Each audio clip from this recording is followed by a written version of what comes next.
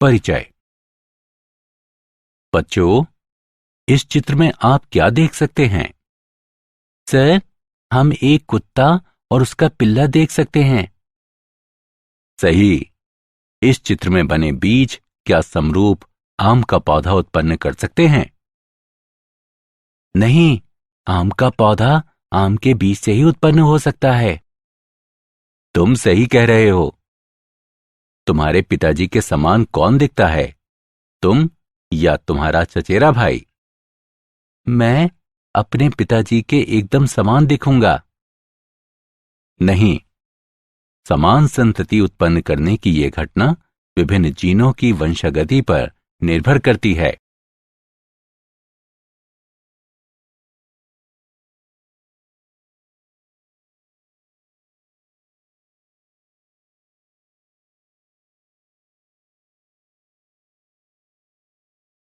उद्देश्य। इस पाठ के अंत में आप निम्न करने में सक्षम हो जाएंगे: मेंडल के वंशागति के नियम समझना, एक जीन के वंशागति प्रतिरूप को समझना, वंशागति के विभिन्न नियमों की पहचान करना, पनेट वर्ग और इसकी गणना को समझना, परीक्षार्थ संकर की पहचान करना।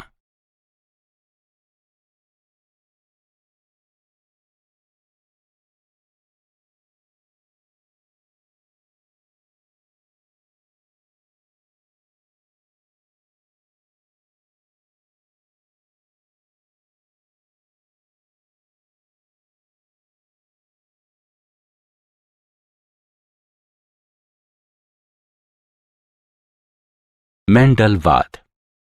मेंडल को आनुवंशिकता का जनक कहा जाता है। उन्होंने पाइसम सेटाइवम यानी मटर की 7 किस्मों पर प्रयोग किया। प्रारंभ में कुछ कारणों की वजह से उनके परिणाम स्वीकार नहीं किए गए, लेकिन वर्ष 1900 में Hugo de Vries, curl Correns और इरिक वॉन शेरमॉक द्वारा उनके परिणामों की पुनः खोज की गई।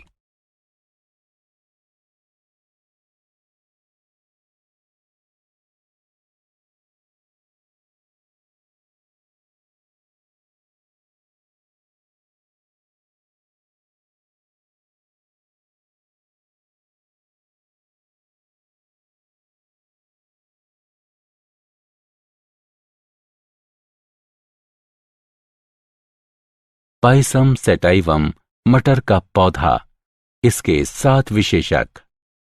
मेंडल द्वारा अपने प्रयोग के लिए पाइसम सेटाइवम के चुने गए 7 जोड़े विपरीत लक्षण के थे।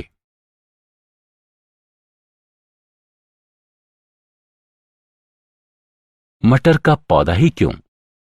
मेंडल ने अपने प्रयोग के लिए मटर के पौधे का चयन निम्नलिखित कारणों से किया। विशेषकों के लिए मटर के पौधे की अनेक किस्में वैकल्पिक रूपों के साथ उपलब्ध थीं।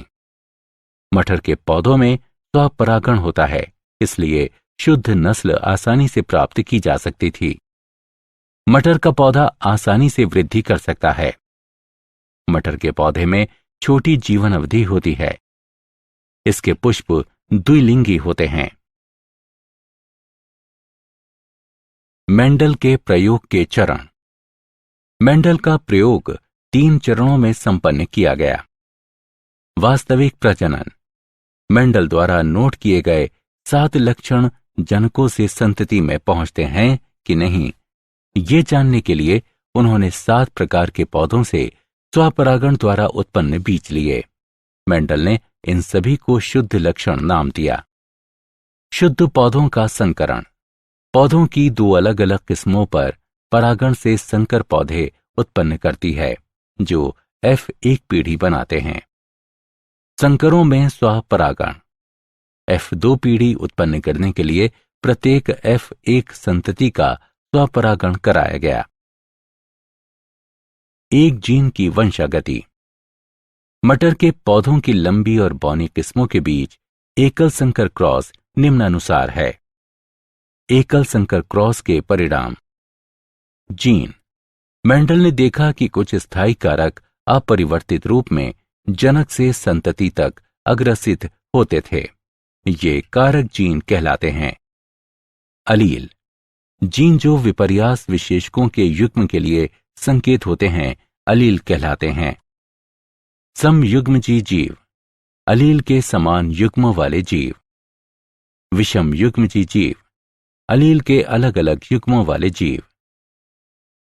एकल संकर क्रॉस, प्रभावी जीन, अलील जो अभिव्यक्त होते हैं। अप्रभावी जीन, जीन जो अभिव्यक्त नहीं होते हैं या प्रभावी जीन की अनुपस्थिति में अभिव्यक्त होते हैं। जीनोटाइप, किसी लक्षण की संबंधित अभिव्यक्ति के लिए आनुवंशिक संगठन। फिनोटाइप, दो जीनों के संयोजन के कारण दिखाई देने वाली दृश्य अभिव्यक्ति।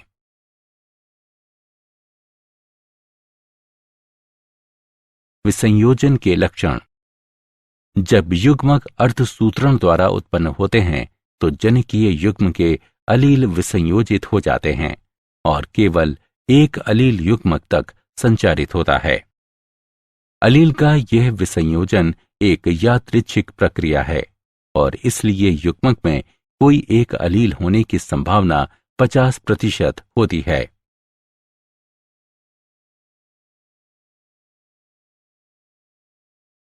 पनेट वर्ग, पनेट वर्ग आनुवंशिक संकरण में संतति के सभी संभाव्य जीनोटाइपों की प्रायिकता की गणना करने को एक आलेखीय निरूपण है। उदाहरण के लिए बड़ा टी छोटा टी यानी नर का क्रॉस, बड़ा टी छोटा टी यानी मादा एक आंतरिक F1 संकरण है। निम्नानुसार पनेट वर्ग बनाने के लिए एक जनक के अलील के एक सेट को सबसे ऊपर रखें और दूसरे जनन के अलील का दूसरा सेट एक तरफ रखें।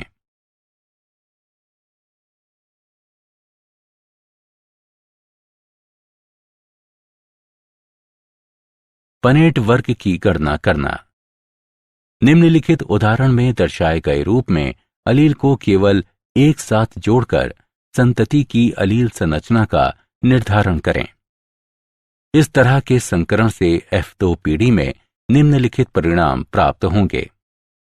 3 लंबे पौधे और 1 पौना पौधा, 3/1 फिनोटाइप अनुपात। 1 समयुग्मजी लंबा, 2 विषम युग्मजी लंबे और 1 समयुग्मजी पौना पौधा यानी 1/2/1 जीनोटाइप अनुपात। परीक्षार्थ संकरण, संतति का जीनोटाइप इसके प्रजनन अप्रभावी प्रकार के साथ संतति द्वारा ज्ञात किया जा सकता है। ऐसा संकरण परीक्षार्थ संकरण कहलाता है। उदाहरण के लिए लंबे पौधे के फिनोटाइप में जीनोटाइप 2 बड़े टी या बड़ा टी छोटा टी हो सकता है। इसका जीनोटाइप निम्नलिखित तरीके से निर्धारित किया जा सकता है। पहली स्थिति में सभी पौधे लंबे होते हैं। इस प्रकार परीक्षार्थ पौधे का जीनोटाइप 2 बड़े टी हैं। दूसरी स्थिति में लंबे और बौने पौधे 1/1 के अनुपात में उत्पन्न होते हैं। इस प्रकार परीक्षार्थ पौधे का जीनोटाइप बड़ा टी छोटा टी है।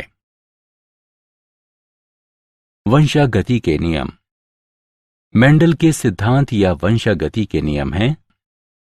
प्रभाविता नियम, इस नियम के अनुसार जोड़े में एक कारक स्वयं को अभिव्यक्त करता है और F1 पीढ़ी में दूसरे की अभिव्यक्ति को रोकता है।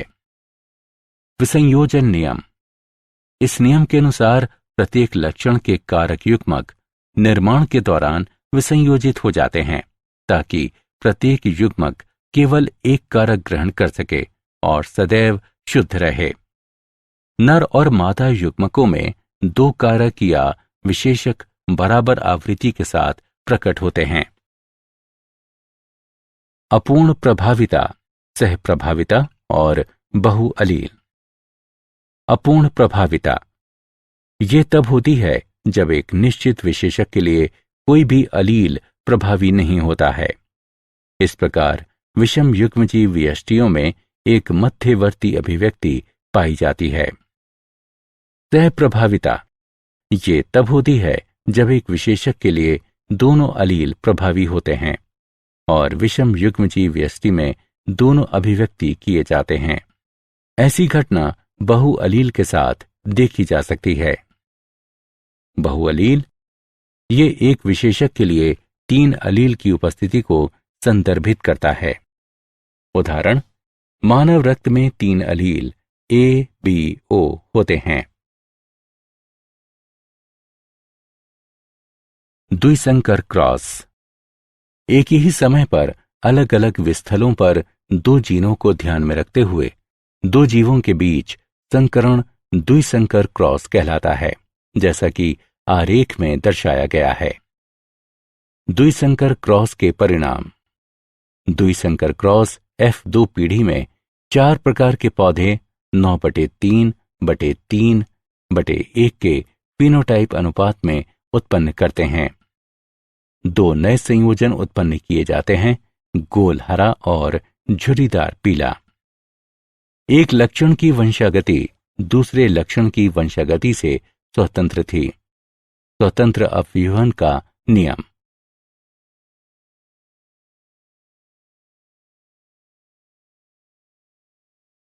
स्वतंत्र अपव्यूहन का नियम। स्वतंत्र अपव्यूहन का नियम समजात गुणसूत्र के विभिन्न जोड़ों में स्थित कारकों या अलील के विभिन्न लक्षण युग्मक निर्माण के दौरान अपने विसंयोजन में एक दूसरे से स्वतंत्र होते हैं और निषेचन द्वारा संतति में एक साथ आ जाते हैं। क्या आप जानते हैं, पादप जीनों का अध्ययन करने के लिए मेंडल के नियमों का अनुप्रयोग द्वितीय पीढ़ी के जैव ईंधनों के लिए महत्वपूर्ण संपृक्त ऊर्जा फसलों को उत्पन्न करने के लिए लागू किए जाते हैं, जैसा कि सोयाबीन उत्पादों की किस्में। सारांश। आइए हमने जो कुछ सीखा है उसे संक्षेप में दोहराएं। मेंडल ने सबसे पहले इस घटना का क्रमबद्ध अध्ययन किया। मेंडल ने बताया कि लक्षणों के नियामक कारक, जिन्हें बाद में जीन कहा गया, जोड़े में पाए जाते हैं, जो अलील कहलाते हैं। उन्होंने देखा कि संतति में लक्षणों की अभिव्यक्ति भिन्न प्रथम पीढ़ी यानी F1, द्वितीय पीढ़ी F2 और अगली पीढ़ियों में एक निश्चित प्रकार से होती है।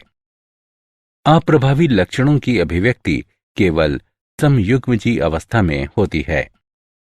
द्विसंकर क्रॉस में अभिव्यक्त फिनोटाइप अनुपात 9/3/3/1 है। वंशागति के 3 नियम प्रस्तुत करते हैं: प्रभावी विसंयोजन का नियम और स्वतंत्र अपव्यूहन का नियम। मानव रक्त समूह में एक विशेषक A-B-O के लिए 3 अलील होते हैं। अपूर्ण प्रभाविता तब होती है जब एक निश्चित विशेषक के लिए कोई भी अलील प्रभावी नहीं होता है।